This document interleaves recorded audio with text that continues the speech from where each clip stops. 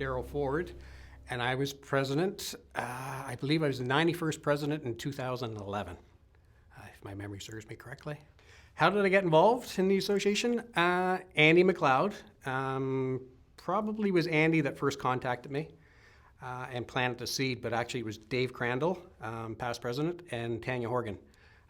That conversation, I think it was at the Crown Plaza. There was probably beer involved. That convinced me to run for vice president. So I did.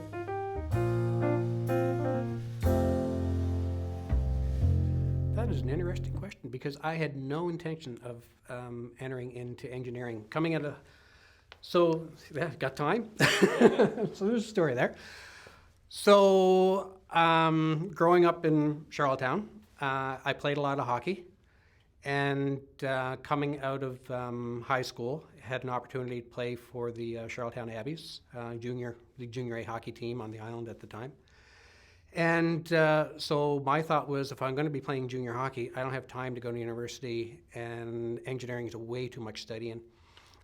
So I actually didn't even apply for university, for UPEI. I applied to Holland College in their electronics program. And a bit of background, my father had his own business. He's an electrical contractor. I worked for Dad from age 12 all the way through university, actually. More his choice than mine. But so I applied for electronics. And the professor at Holland College, Fred Burke was his name. His son, Will Burke, was a friend of mine and actually a teammate and another hockey player. And Fred actually picked up the phone, and this would have been like late August, and he was going down through who had registered for his class. And he called my parents, and he said, I see Darryl's name listed here for electronics program at Holland College. Why is he not going to university? And he said, I looked at his transcript from high school. He should be going to university. And so my parents talked to me. And my brother, Wayne, who is also a mechanical engineer, there's only a year separating us. So he was attending university at UPEI, taking engineering. And I said, well, Wayne's taking engineering, why not? So I applied and got accepted, and that's how I started in engineering. So I guess I owe a lot to Fred Burke. For picking up the phone and phoning my parent.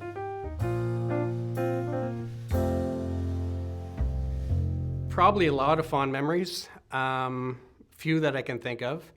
One would have been May 24th, 2011. I received my FEC, Fellow of Engineers Canada, certificate and pin.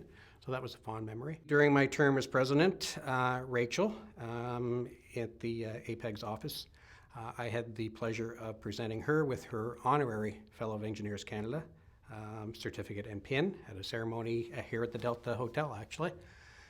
One other would have been Brent Smith. During my term as president, I was at Engineers Canada AGM and Awards Gala in Halifax. And it was that year that I attended a ceremony where actually Brent Smith became the new president of Engineers Canada. And I believe he would have been the 7th national president from Nouveau-Brunswick. So yeah, it was nice that Brent and I went to school together. So he's a friend of mine. So to be there as president of our association and see him become president of Engineers Canada, that was a fond memory. But I think a lot of the fondest memory are the people. So after being involved with Engineers and Geoscientists of Brunswick, I had the opportunity to be Engineer Canada, the director on the board for Engineers Canada for New Brunswick. And the people, the staff at our provincial association, the volunteers, the council, the staff at Engineers Canada, the CEOs, presidents, and I can go from coast to coast, from Darryl Benson in Newfoundland, Paul and Peggy in Nova Scotia, Chris and Tammy, Ontario. There's probably not a province in Canada right now that I couldn't visit where I would be uncomfortable picking up the phone and phoning one of these people and see what they're doing, and you want to get together for dinner and a beer. So a lot of friendships, and yeah, I'll carry those friendships for the rest of my life. So.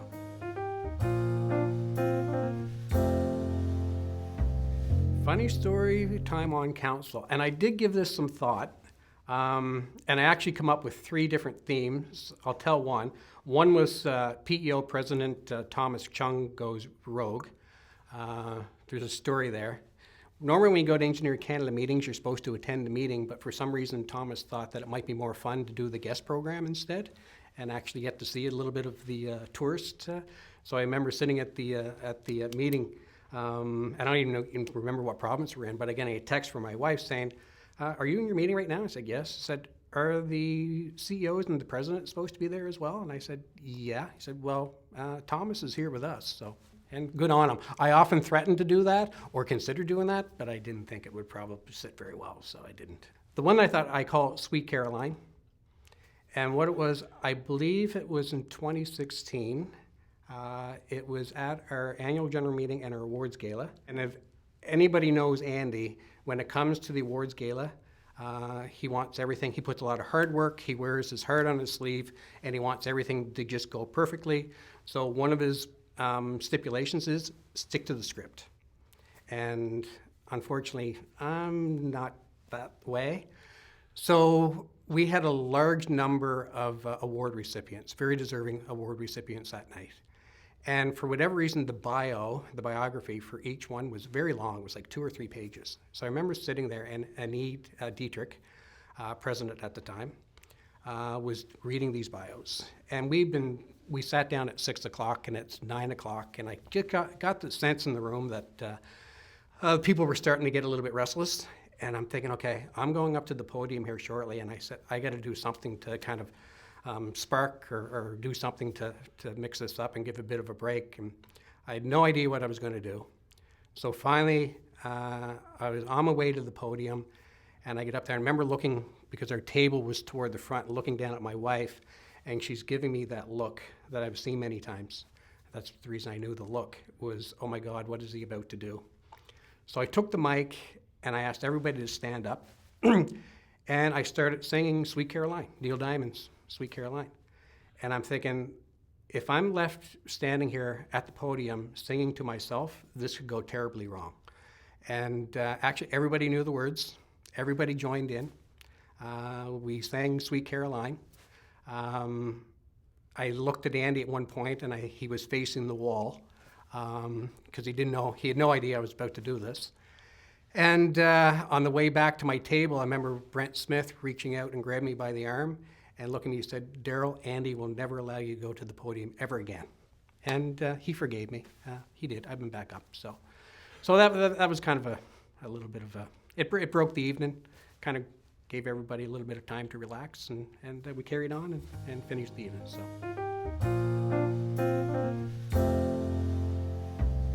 If I went back in time to do it over again, most definitely. Yeah, no regrets. Glad I did it.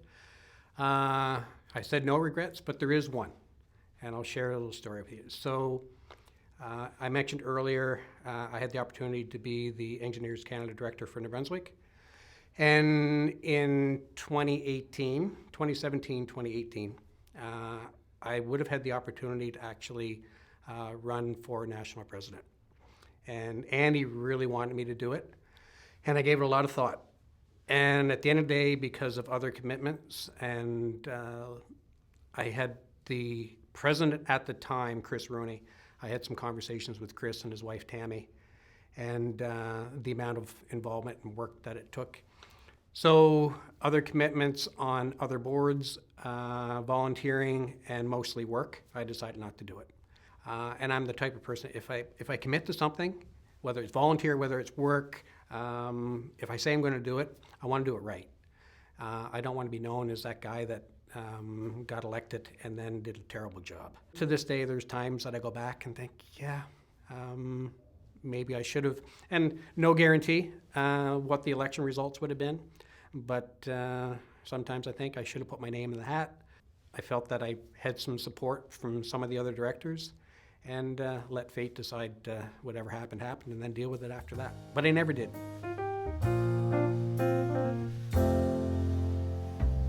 In my opinion, I don't think we have a choice. I think we have to remain self-regulated. And the reason I say that is so the public, they put their trust and confidence in our profession. We have code of ethics, we have an obligation.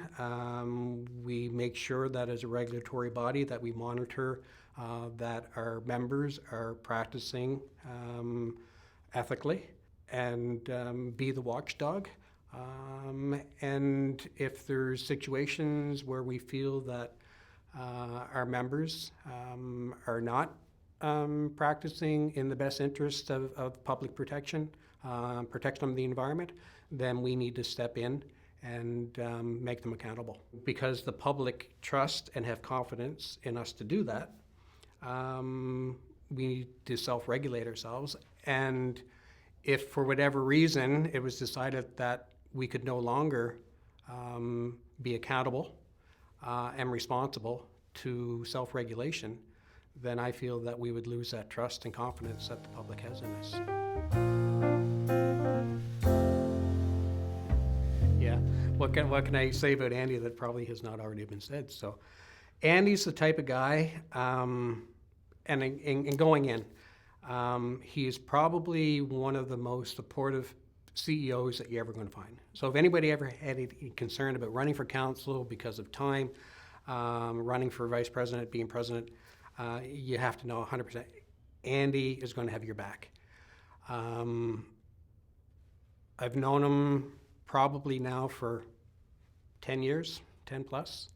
I consider that I made a true and lifelong friend with Andy. And not just Andy, his wife Monique as well. And he's probably the number one reason why I remain active with both nationally and provincially within the association. If he wasn't there, I probably would have done my term and moved on to other things. But no, he's a great guy. And he probably shouldn't air that because his head's just going to swell.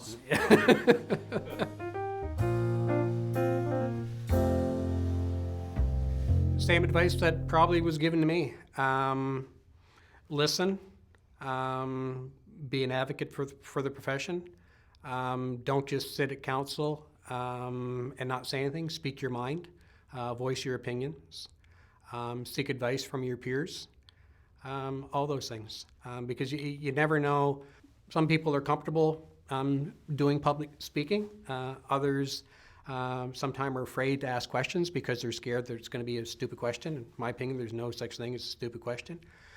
And you just never know what thought or idea or opinion that you may have that may be that spark that triggers other conversation that leads to a much larger thing to move the association and the profession forward. So, yeah, do your homework, but don't sit and not speak. Speak your mind, give your opinions, and give your input.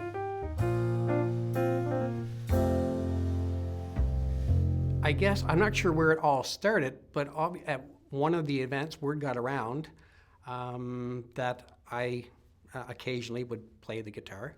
We were at a board retreat in Kingston, Ontario, and I was sitting at a table just having a conversation, and next thing, there was a tap on my shoulder, and I turned around, it was Tammy, and she was standing there holding a guitar. And I looked and I said, Tammy, why do you have a guitar? She said, you're the entertainment tonight, here, play. Yep. So I would. And it's fortunate is that other people then, when somebody started, then you'd find out there are other people in the group that also played the guitar. So then one guy said, well, I play a little bit, and when your fingers got so tired and sore that you needed to take a break, you'd hand it off to somebody else, and they would play. And then somebody would have the piano, and they would play. And everybody would, and it just seemed to be an opportunity outside all of the activities we did during the day as far as all the regulation and professional stuff and meetings that we had to deal with. This was a bit of a relaxer at the end of the evening and a bit of opportunity to unwind. And there's a particular song, and there's a story that goes with this. And the John Prine song is Blue Umbrella. And it has always been my wife's favorite song. So anytime the guitar comes out, regardless of whether it's at home or back in Prince Edward Island or at one of our hospitality rooms, at some point in the evening, I always have to play Blue Umbrella. So a few years ago, our son, who's now in university, he's attending pharmacy at Dalhousie, announced that he was getting a tattoo. And I'm not one for tattoos or piercings or any of this stuff, but he sat and he said, yeah, I put a lot of thought into it, and I'm getting a tattoo of a blue umbrella. And I said, why are you getting a tattoo of a blue umbrella? Because that's Mom's favorite song. I grew up listening to you sing it. And he went and he got a tattoo of a blue umbrella on his shoulder. And how could you, yeah, I'll get emotional here if we keep talking about it, but yeah.